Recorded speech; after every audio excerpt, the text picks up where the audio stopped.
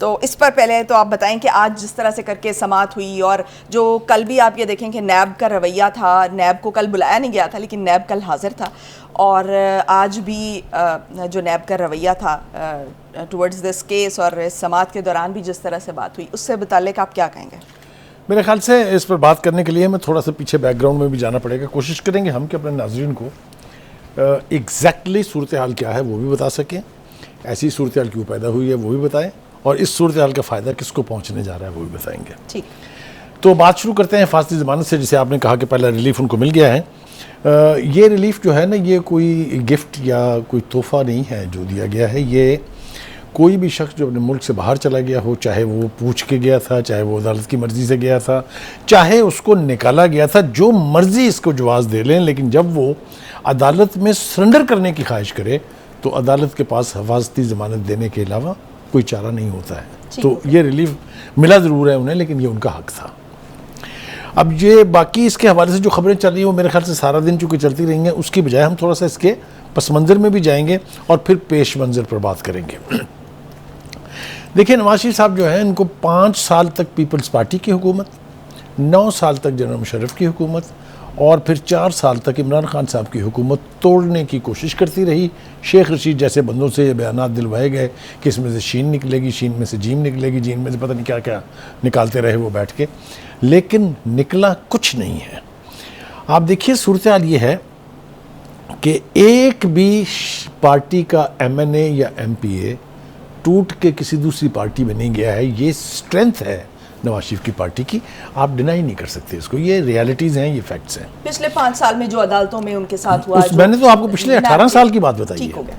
दूसरी तरफ आप ये देखें कि इमरान खान साहब अभी मुल्क में मौजूद हैं और सिर्फ चंद हफ्ते पहले जेल गए हैं। ज़रा पार्टी का हाल देख लीजिए। इसको आप जिस भी एंगल से लें, फूल की पत्तियों की तरह से वो बिखर गई है। जो लोग उस वक्त फसली बटेरों की तरह से इस पर नाजिल किए गए थे, वो उससे ज़्यादा बर्क रफ्तारी से अपने नए घोंसलों में जा बसे हैं। पार्टी में क्या रह गया है बाकी?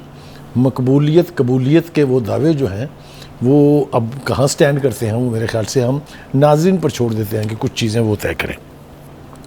अब आ जाइए जनाब आगे, नवाज शरीफ साहब के साथ चैलेंजेस क्या हैं, आपने उसका भी तज़किरा किया है। चैलेंजेस एक तो होते हैं कि आप अपने पॉलिटिकल राइवल से डील कर लें, हैंडल कर लें, मुकाबला कर लें, शिकस्त दे दें उनको। उससे ज़्यादा बड़ा चैलेंज उनको अपनी पार्टी के अंदर है। अच्छा जी, देखिए, वो 4 साल तो आपने कहा कि पिछले कुछ मैं 18 साल मैं में वो वही मैं आपको बताने लगा हूँ कि वो क्या फ़र्क पड़ा है। 4 साल से वो बाहर थे।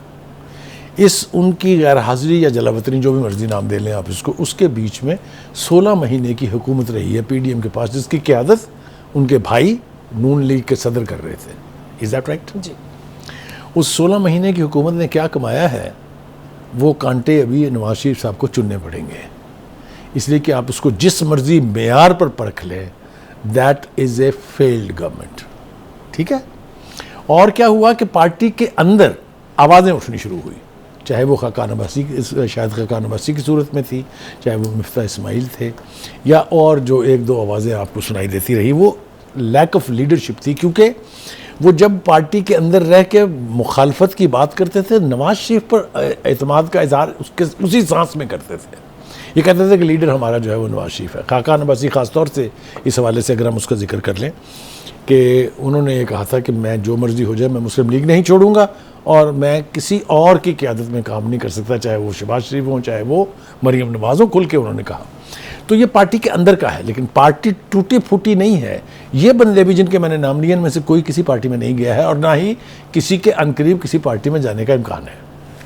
ये इख्तिलाफ राय है आपकी। जी करेक्ट। अब आ जाइए जनाब आप मुकदमात की तरफ। नहीं बुखारी साहब, अभी आपके इसी जो आपने बात की कि 2013 से 2018 का एक कारकर्दगी का दौर था, लेकिन अब जो PDM का जो 16 महीने का दौर था, तो इसमें नून लीग को एक कारकर्दगी चुनना होगी कि जो है वो किसको प्रेफरेंस दे रहे हैं। लेकिन 2000 ये जो अभी जो पिछले साल की जो 16 माह की गवर्नमेंट थी, वो इनके लिए भारी नहीं पड़ेगी उस, क्योंकि हमारे जो अवाम है उनका अमूमी जो मिजाज है वो ये है कि वो पिछली बातें भूल जाते हैं, बहुत जल्दी भूल जाते हैं। मेरे ख्याल से आपने भी मेरी बात गौर से नहीं सुनी है। मैंने आपकी बात गौर से अगर आपने गौर से सुनी होती तो फिर ये सवाल नहीं करती आप, इसलिए कि मैंने ये कहा कि 16 महीने की हुकूमत की नाकामी नवाज शरीफ साहब के साथ बहुत बड़ा चैलेंज है। इसका मतलब ये है कि जहां उनको परफॉर्म करने का मौका मिला था वहां वो परफॉर्म नहीं कर पाए हैं, एक बात। दूसरी बात यह है कि अब उनको बहुत बर्क रफ्तारी से इस सारे हुए डैमेज कंट्रोल करना है। ये उनकी यानी मुकदमात एक तरफ, सियासी मुखालफत से डील करना एक तरफ, बल्कि पार्टी के अंदर और पार्टी की नाकामी की वजूहत को ढूंढ के उससे आइंदा के लिए बचना, ये सारे चैलेंजेस उनको दरपेश हैं। थोड़ा सा हमने बात कर ली कि जी उनको रिलीफ मिल गया, लेकिन मुकदमात की तरफ हमने थोड़ा सा तवज्जो देनी बहुत ज़रूरी है। वो ये है कि जहाँ तक उन तमाम मुकदमात का ताल्लुक है, वो कैसे काम किए गए थे उसका तज़किरा बहुत ज़रूरी है।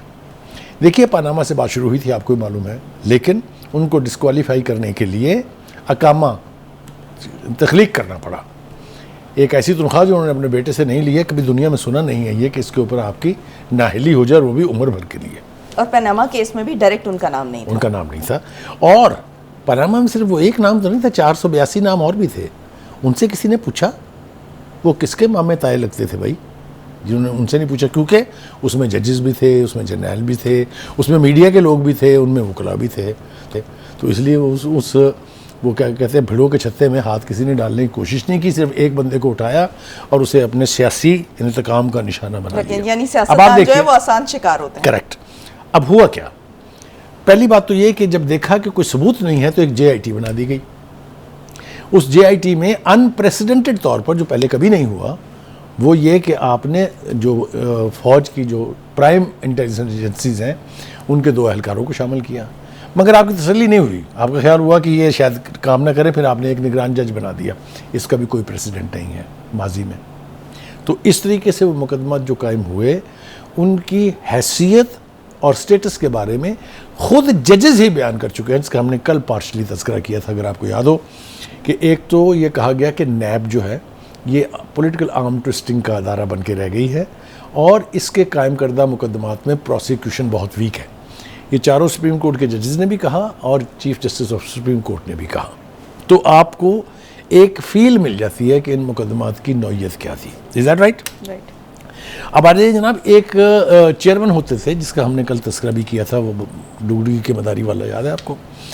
उन्होंने उनका एक इंटरव्यू मैं याद दिलाना चाहता हूँ अपने नाज़रीन को भी और आपको भी, जो हमारे एक एंकर हैं, हमारे एक फेलो चैनल के बड़े सीनियर एंकर हैं, उनको उन्होंने इंटरव्यू दिया था और ये कहा था, एंड आई कोट हिम, यानी मैं चेयरमैन नैब को कोट कर रहा हूँ, कि अगर मैं मरकज़ में कायम PTI की हुकूमत और KP में कायम PTI की हुकूमत के करप्ट लोगों के खिलाफ एक्शन लेने लगूँ या शुरू कर दूँ, तो ये दोनों हुकूमतें 15 मिनट में गिर जाएंगी।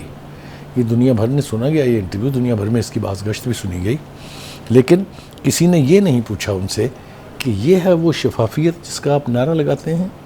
आपने कई मरतबा लोगों को बताने की कोशिश की कि जी हम तो इंडिपेंडेंट अदारा हैं, हम तो किसी के कहने पर चलते नहीं हैं। लेकिन हमने ये भी देखा कि जो PTI के वज़रा थे वो प्रेस कॉन्फ्रेंसेस में बताते थे कि कल कौन पकड़ा जाएगा, परसों किसको सज़ा होगी, किसको कितनी सज़ा होगी। 10 साल की सज़ा का नवाज शरीफ को ऐलान शेख रशीद ने और फवाद चौधरी दोनों ने किया था, और किसके लिए कमरा कौन सी जेल में तैयार हो रहा है। ये थी वो शफाफियत जिसका वो दावा करते थे। चलिए जनाब, ये भी हो गया। अब आप आ जाए जनाब, एक पेज मंत्रा जो उन्होंने बहुत सुनी, हर सांस में हर सवाल पर वो कहते थे हम एक पेज पे हैं।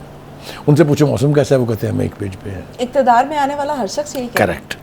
हम दुआ करते हैं कि ये एक पेज मंत्रा उस तरह से दोबारा इस्तेमाल ना हो जिसने इतनी तबाही की कि ना फौज की साख बची, ना सियासतदानों की साख बची, ना हुकूमत की साख बची, और ना आने वाले वक्तों में जो हुक्मरान बनेंगे उनकी साख की कोई गारंटी दे सकता है। कैसे?